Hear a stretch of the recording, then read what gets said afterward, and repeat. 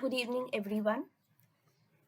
I once more thank Overman Foundation for giving me the opportunity to deliver something on Sri Aurobindo's uh, explanation of poetry and his poetics. So, as we take up the chapters in Sri Aurobindo's book, The Future Poetry, we enter deeper and deeper into the world of poetry. We have been talking about the style and substance of poetry. We have tried to comprehend the value of rhythmic movement and rhythmic word in poetic creation, and we have discussed about what the essence of poetry consists in. Today we'll follow Sri Aurobindo in his definition of the poet and try to understand what he means by it. That is, who is a poet? So let us begin with the beginning. The Sanskrit word for poet is kavi. In Vedic Sanskrit, it means poet, that is, seer poet, one who saw the truth. In one Rigvedic hymn, the poet is talked about as the seer, Agnirhota Kavi Kritu. It is, Sri Aurobindo says, the inner flame, the mystic seer will. So the Rishi, the Kavi, that is, these poets were men of vision. In his book, The Secret of the Veda, Sri Aurobindo said of the Kavi that Kavi is the seer of the truth, and Shruti, which gives the inspired word, and Drishti, the truth vision. These are the Kavi's two powers. And in this book, he wrote, the Rishi was not the individual composer of the hymn, but the seer, drashta, of an eternal truth and an impersonal knowledge. So the ancient word kavi conveys the idea of the seer who sees and reveals the truth. Sadly, today we are far, far removed from this conception of poet and poetry. What do we demand from the poet today? Or for that matter, why do we read poetry?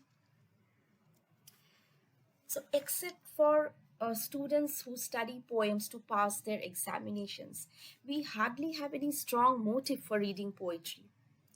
At the most, we may expect the pleasure of the ear from poetry or amusement of the aesthetic faculty. We do not demand from the poet to give us knowledge, to reveal the truth. Basically, we do not expect it from any art form. That is, we do not expect anything of permanent or supreme value, perhaps. But precisely that is what art is for. And poetry, more than any other art form, has to make us see the truth. It has to awaken our inner sight. It has to appeal to and address our inner senses. So that's a great, great task that is assigned to the poet, the Kavi. And one who can show us the truth must first have seen and experienced it himself. One who has to awaken our inner sight must have his own inner sight intensely awakened. And it's only logical, that is, only they can teach who know the subject themselves first. So it follows, even from this very brief discussion, that a poet must lead us to the truth. But how? How is the poet going to lead us to the truth? In fact, there are many others who can show us the truth. Sri Aurobindo tells us that the prophet also gives us the truth, and so does the philosopher, each in his own way. But their way of projecting truth is different from that of the poet. The prophet gives the truth by announcing the truth as the word. It is, according to the prophet, the law or command of the eternal. As the religious scriptures of the world give us the truth, the Bible, the Gita, the Quran Sharif, and others, sometimes the truth is embodied in poetic language, of course. So just look at this prayer to Mother Earth by the ancient Rishi, and we'll see how his words reveal to us his grand vision of the vastness of the universe. And the poet says, She who in the beginning was sea upon the ocean, whom the skilful moved after with their devices, the earth whose immortal heart covered with truth is in the highest firmament. Let that earth assign to us brilliancy, strength, and set us in highest royalty. That is the Rishi of the Atharvaved. The philosopher's way is that of discrimination and analysis. As Sri Aurobindo says, the philosopher discriminates truth and puts its aspects into intellectual relation with each other. So let us listen to a philosopher who is discussing truth and reality. And he says, truth is not something static. It has no fixed abode. It is not an end, a goal. On the contrary, it is living, dynamic, alert, alive. Mind is the instrument of the known. Hence, it cannot find the unknown. It can only move from the known to the known. So, this is a kind of introspective, intellectually posed ideas. And it is precisely from the mind that we have to think and ponder on this.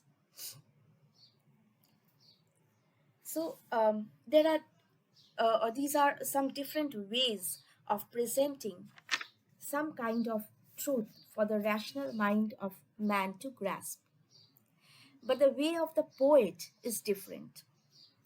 The poet shows us truth in its power of beauty, Sri Aurobindo says. He presents truth in its symbol or image and reveals it to us. So take these lines from Sri Aurobindo's epic poem Savitri, where he's writing, a secret soul behind supporting all is master and witness of our ignorant life, admits the person's look and nature's role, but once the hidden doors are flung apart, then the veiled king steps out in nature's front. So these lines from Savitri reveal a yogic truth, something that the poet had discovered and realized in his own life. That is poetry, different from either prophetic or philosophic utterance.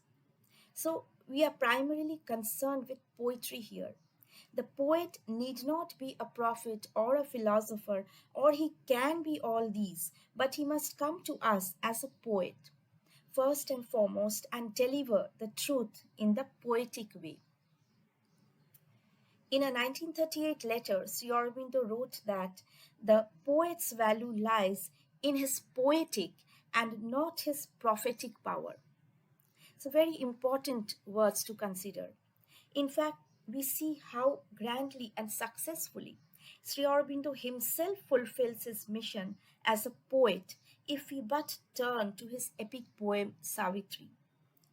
Of course, there are several other poems where he comes to us as the visionary and seer poet.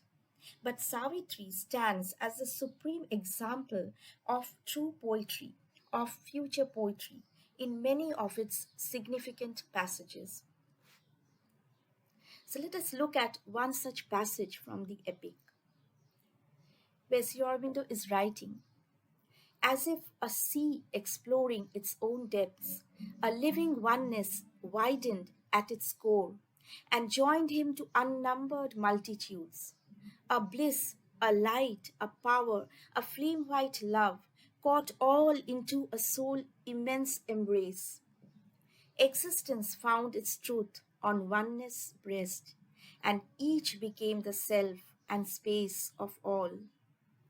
The great world rhythms were heartbeats of one soul. So here we have vision, a record of a realization, and above all, sublime poetry. The power is the power of poetry here. Sri Aurobindo is a supreme poet here, not a philosopher, even when he is making great prophecies. In fact, he said that if a philosopher makes his thoughts or his philosophy the subject matter of poetry, if he casts his philosophic substance into the poetic mold, he ceases to be a philosopher and becomes a poet. And we know Sri Aurobindo never claimed for himself the designation of a philosopher. So, a poet is a seer of truth more than an analyzer of philosophy. And here Sri Aurobindo gives the example of Nietzsche, the philosopher who, he says, who sees rather than thinks. So look at these lines from Nietzsche, uh, where we feel that he is being a seer of truth, that he's being a seer more than a philosopher. When he writes, for instance, have you ever said yes to a single joy? Then you said yes too to all woe. All things are entangled, ensnared, enamored. If ever you wanted one thing twice, then you want it all back. All anew, all eternally, all entangled, ensnared, enamored. Oh, then you loved the world. Eternal ones, love it eternally and evermore. For all joy wills eternity. So, see the poetic quality of this philosophical utterance. And Sri Aurobindo says poetry is basically seeing, sight. It must foremost be vision. Vision which is poured into thought images rather than thought trying to observe truth. So the primacy is given to vision in poetry. Sri Aurobindo says the greatest poets have been those who have had a large and powerful interpretative and intuitive vision. It may be a subtle vision, it may be vision of the universe, of nature, of life, whatever. And in this context, he names some poets like Homer, Dante, Shakespeare, Kalidas. And in one of his letters, he wrote about some poets and he's saying of the world's supreme singers who have imaginative originality, supreme poetic gift and genius, and a wide scope. Of these, Sri Aurobindo names two or three poets. One is the Greek poet Homer, then the English Shakespeare, and the Indian epic poet Valmiki. And Sri Aurobindo says they each created a world of their own. Then Aeschylus, also Sri Aurobindo says, is a seer and creator, and his works carry their own essential force of beauty. So these are great poets, all of them. So let us listen to at least one who utters some words of truth, some expressions of this life vision or world vision. So look at these words of Dante in his grand epic, Divine Comedy. Words which come from a realization and the mystic imagination. And Dante writes, almost at the end of his epic in his Paradiso. For God's light penetrates the universe according to the merits of each part, and there is nothing that can block its way. This unimperiled kingdom of all joy, abounding with those saints, both old and new, had look and love fixed upon one goal. But Dante himself stops short at giving language to his mystic vision, which blinds him, and so he can only utter these words.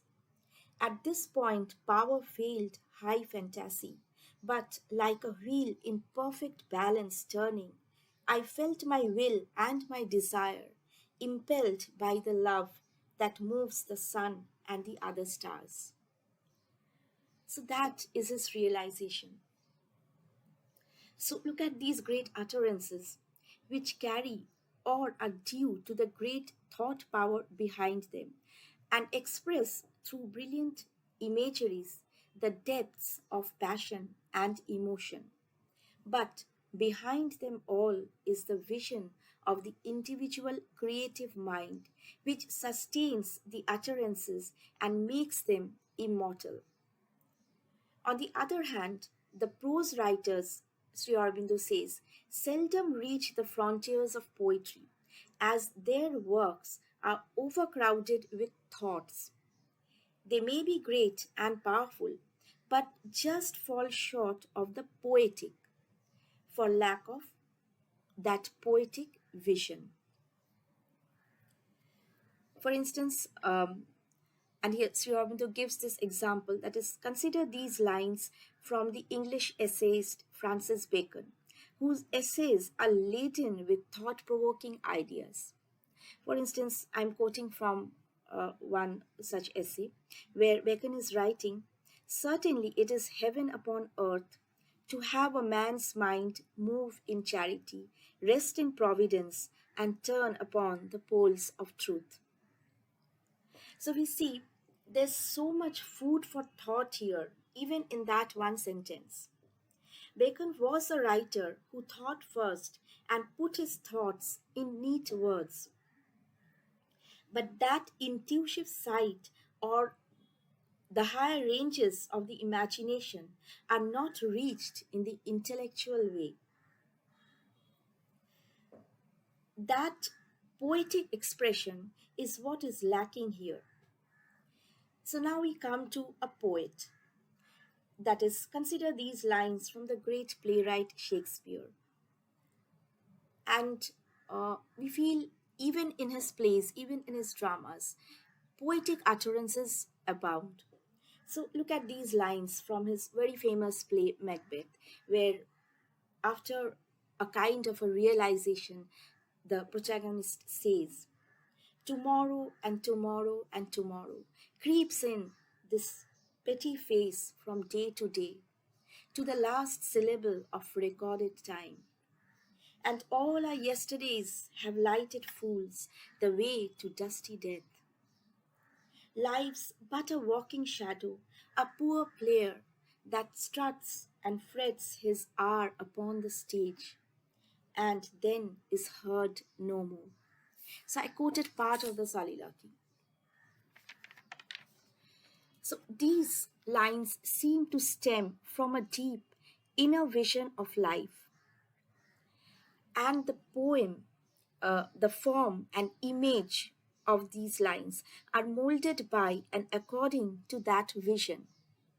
Of course, it is one facet of life that he has experienced and is writing about here. So only when it is true poetry it will endure.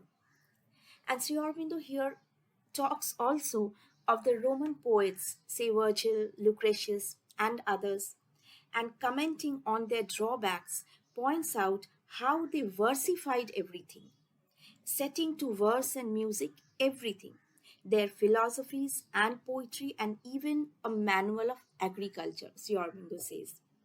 That is the reason of their general failure. And when they succeeded as poets, and where they have achieved anything called poetry, it has been due to the splendid digressions into pure poetry. And that was rare, but still we have some examples. For instance, see, Lucretius' adoration of the goddess Venus is so very poetic, and he's writing, "For all of living things, through thee alone are evermore conceived, through thee are risen to visit the great sun. Before thee, goddess, and thy coming on, flee stormy wind and massy cloud away. For thee the daedal earth bears scented flowers, for thee waters of the unvexed deep smile, and the hollows of the serene sky glow with diffused radiance for thee." So this is, I feel whenever I read these lines, these are somewhat akin to the adoration of the great goddess, which is there in our scriptures, in our, basically mainly in our Puranas. So, transforming philosophy, that is, casting philosophical thoughts into poetry, is difficult, very difficult indeed. And yet, it has been done successfully. Sri Aurobindo says in this regard that it is India alone which has managed to turn philosophy into a poetic success. But even that has been done on rare occasions, he says, once or twice, as in the Gita and the Upanishads. So listen to these words of the Supreme Being in the Gita. And this is not an advice he is giving only to Arjun, it is an advice, a suggestion, an utterance for eternity, where he's saying, Sarva dharmanye parityajya mamekam sharanam vraj aham tva sarva papebhyo mokshishyami ma shucha. Abandoning all laws of conduct, seek refuge in me alone. I will release thee from all sins. Do not grieve. So, immortal utterance. Or when we are immersed in and by the power of the Upanishadic saying, where the sage, the seer poet says, Yasmin sarvani bhutani atmeva bhut vijanata, tatra ko mohaka shoka ekatvam anupashyata. He in whom it is the self being that has become all existences that are becomings. For he has the perfect knowledge. How shall he be deluded? Whence shall he have grief who sees everywhere this oneness? So, in lines like these, we cross the borders of philosophy, of religious philosophy also, and pass into the realm of poetry. In fact, Sri Aurobindo tells us that the method of the Gita is to seize on a spiritual experience or a spiritual movement or stage of the inner life and throw it into the form of thought. This is its method all through. But towards the end, it turns into a kind of prose. And Sri Aurobindo says it is a kind of versified prose because it is overburdened with philosophy and metaphysical thoughts. So, see, as when Lord Krishna speaks to Arjun, telling him of the presence of the Supreme everywhere. The Lord is stationed in the heart of all existences, O Arjun, and turns them all round and round, mounted on a machine by his Maya. So, this type of utterance, Sri Aurobindo feels, is not exactly poetry, but it's versified prose. The Upanishads, however, are poetry, almost all through. There is philosophy here, no doubt, but philosophical thinking is submerged under the poetry. And the characteristic of the Upanishadic sage is that he is mainly the seer, and spiritual seeing is his style and method. Sri Aurobindo says poetry is the Upanishad poet's natural speech, and their mystic experiences and spiritual intuitions are rendered in poetry.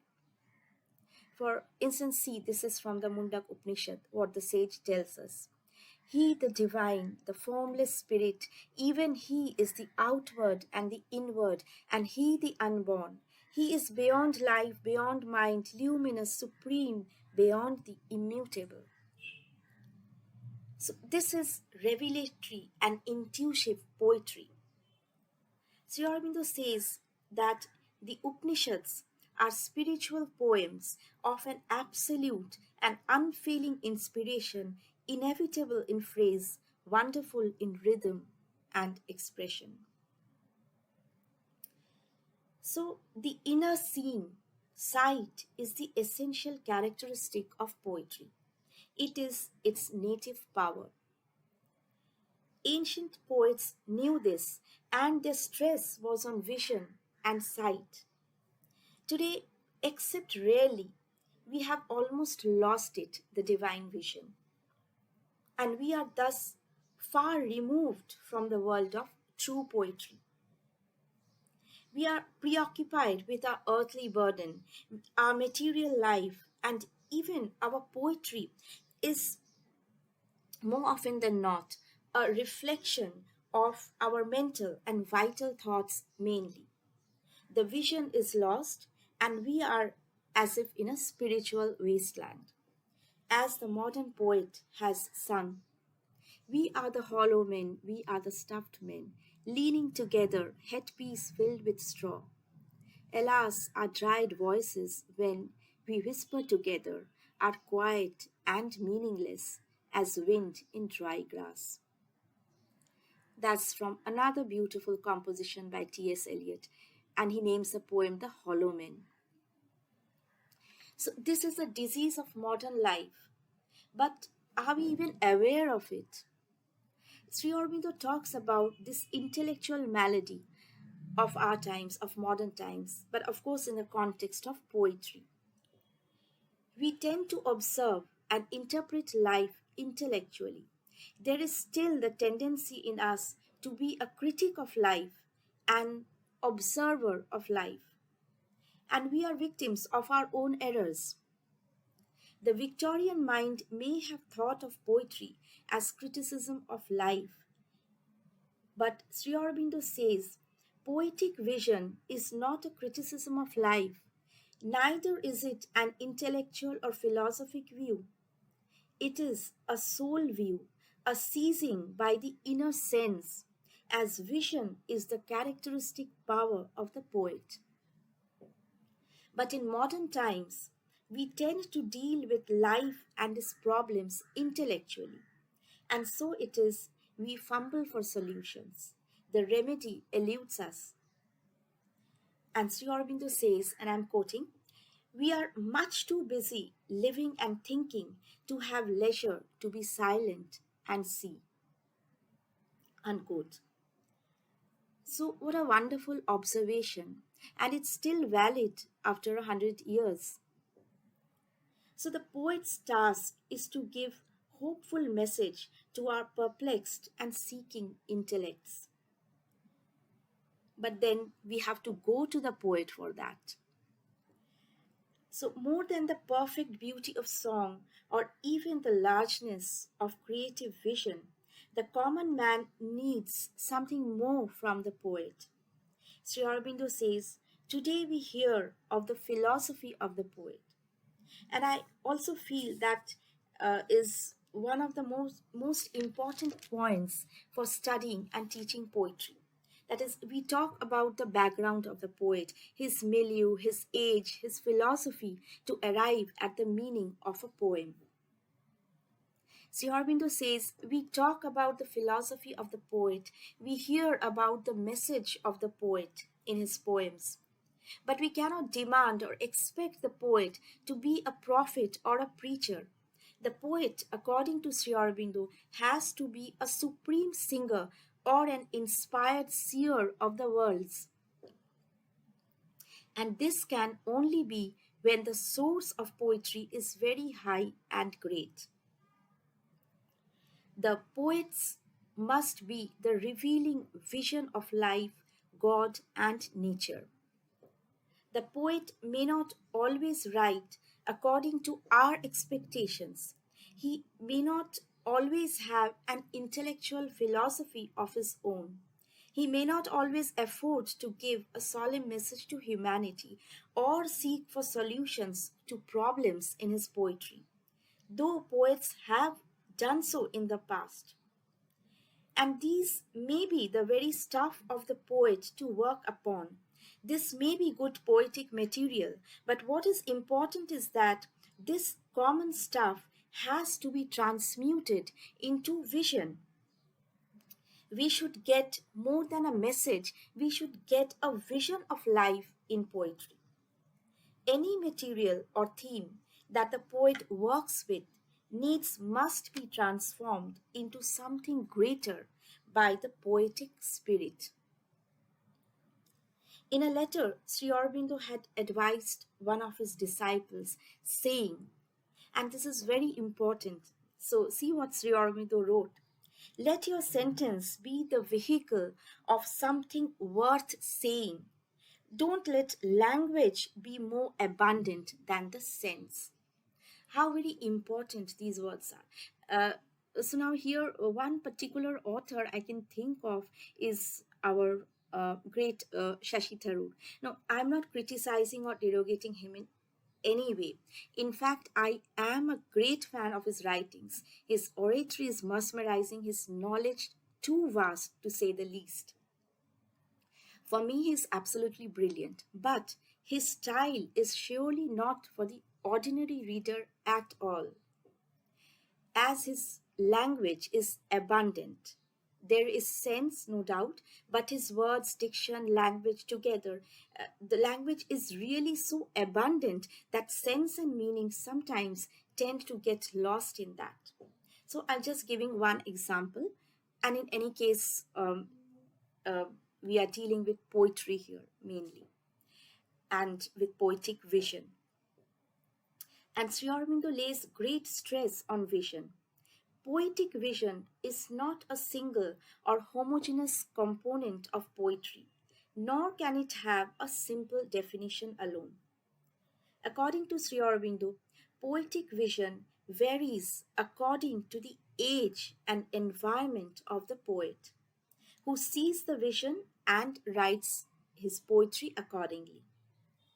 And there have been many ascents and descents here in the poetic movement.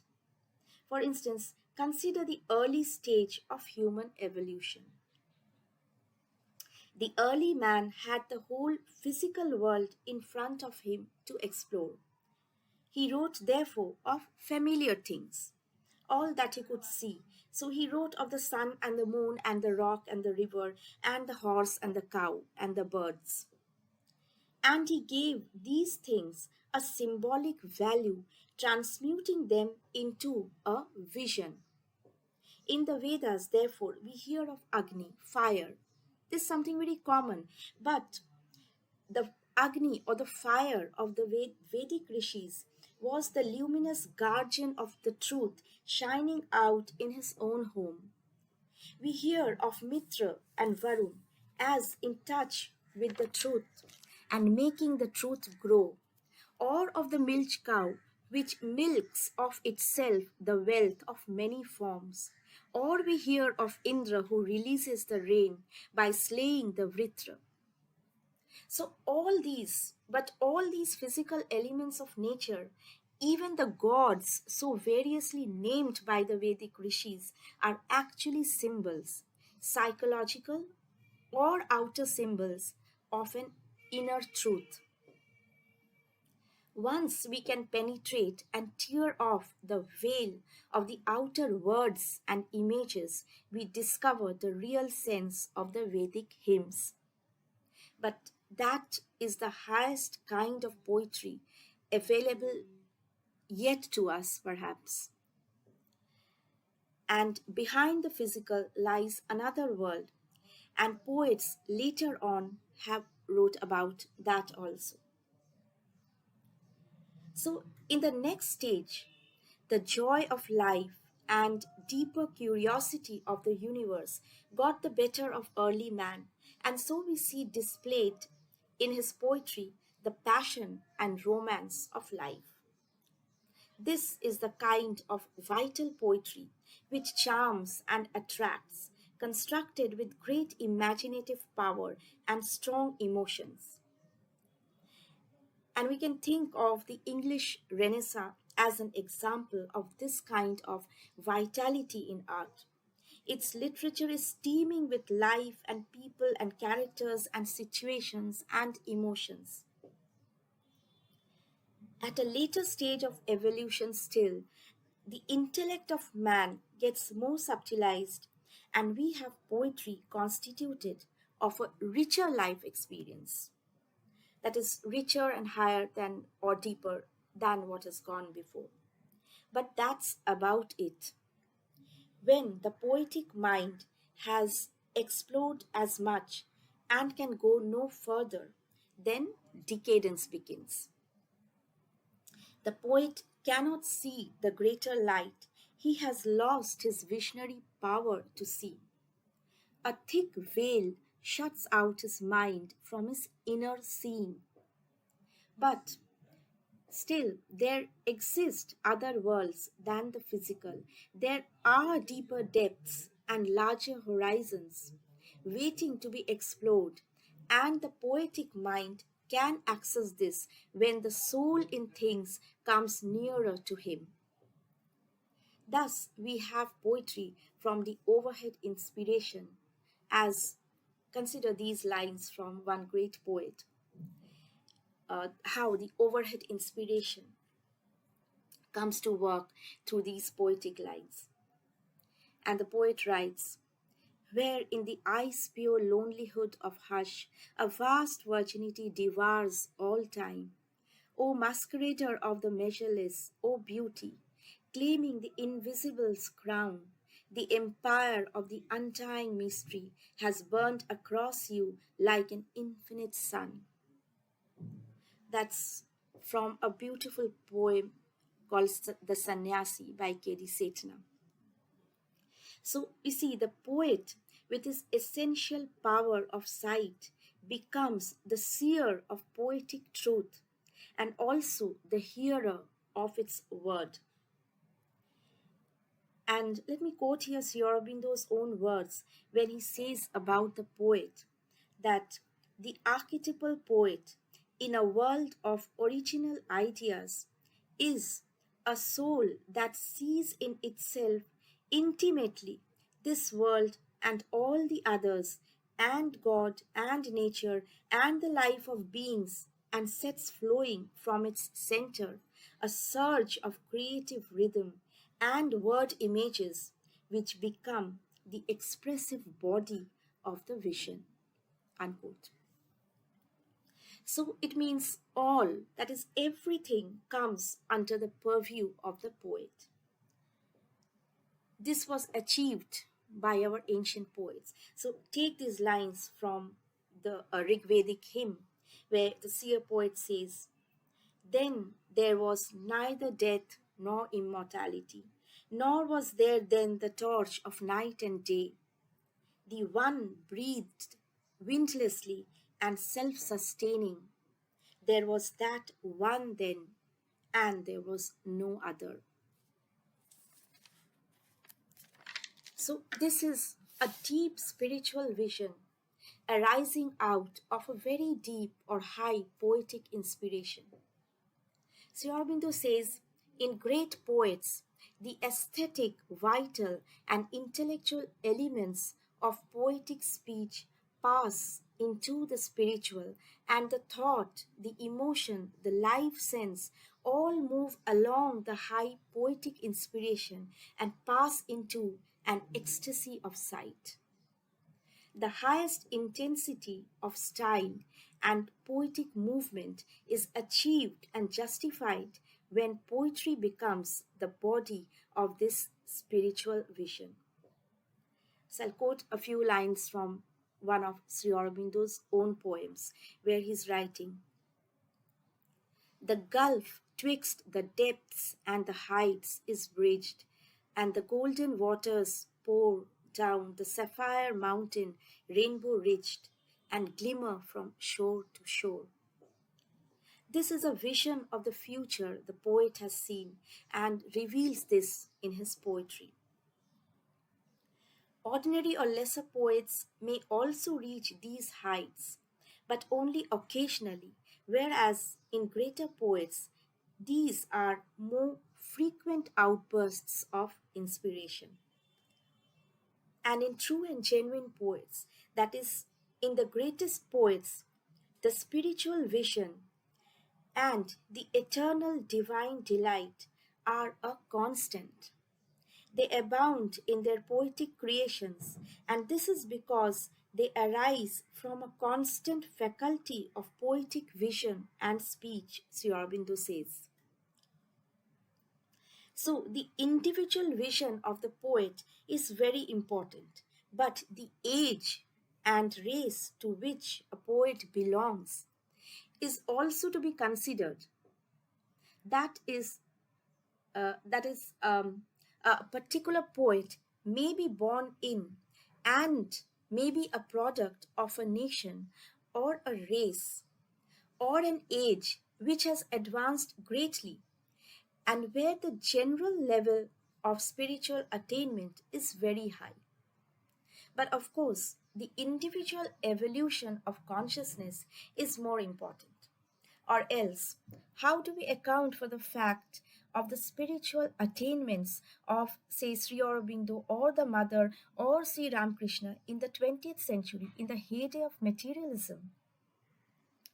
So, for poetic utterance of a spiritually heightened vision, there has to be the highest intensity of word and rhythm, and also new and uplifted and inward ranges of experience.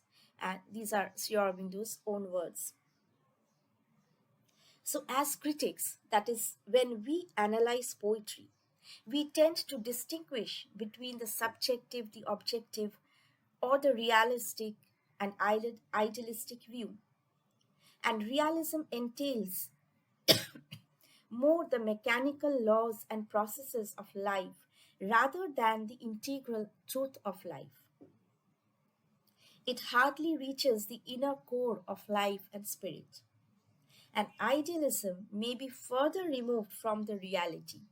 And in Sri Aurobindo's words, it is either a work of nobly colored power, soft hued beauty, a false travesty, or a spacious daydream. And the subjective element is almost always there in any creation.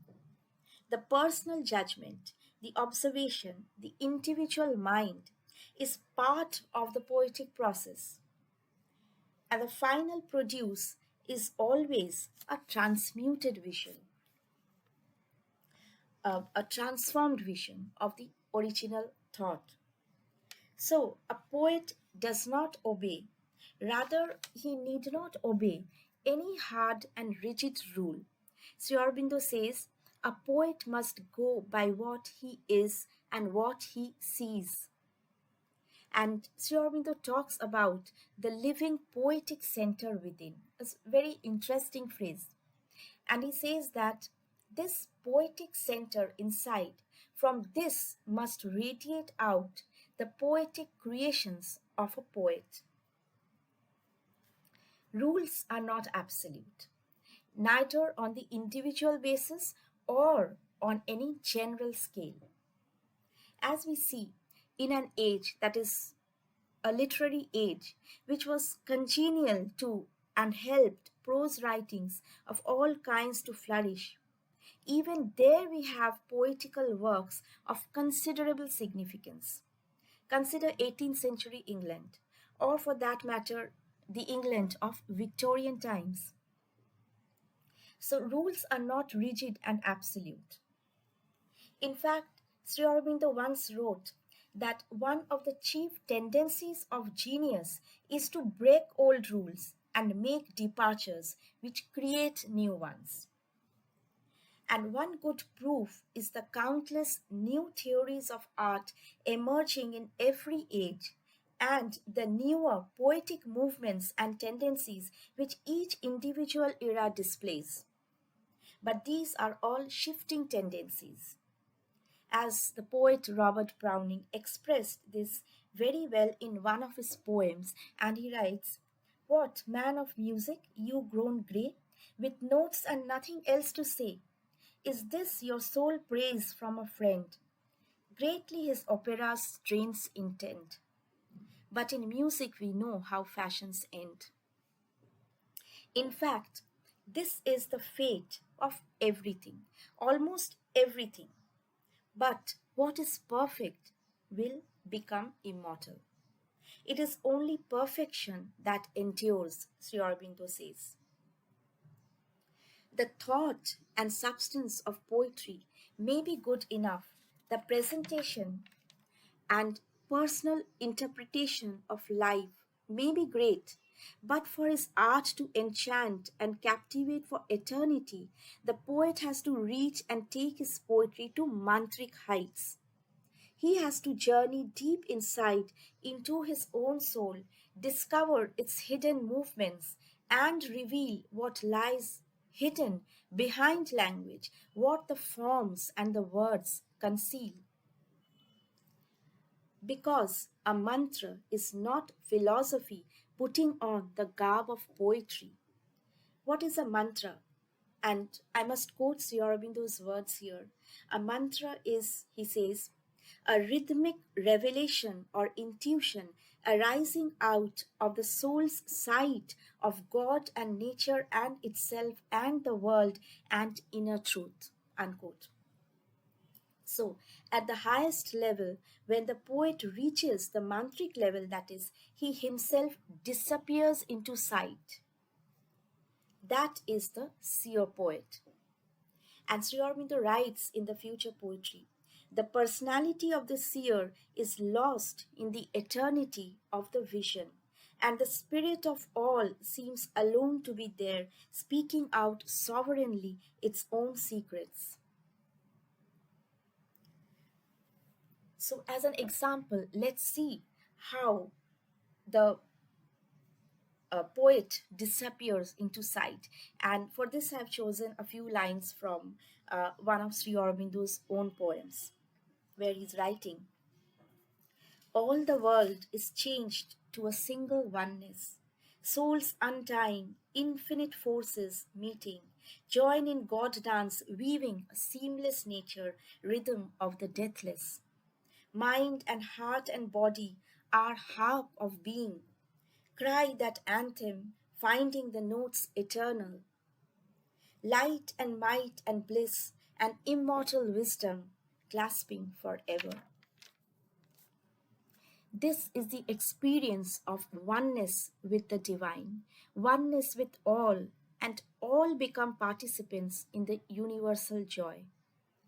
The Vedic hymns are also such where the individual poet's identity is merged and submerged in the supreme vision because they have experienced the supreme, they have realized the supreme, they have discovered the truth. And as Sri Aurobindo said once, all great poetic utterance is discovery. So, we are nearing the end of this chapter, and Sri Aurobindo closes this important chapter on poetic vision and mantra by making a very significant comment on the poetry of the future age, and that may be taken to be a pointer for the evolutionary progress of man too. And Sri Aurobindo says, the future does hold a great promise if the human race fulfills its highest and largest opening possibilities.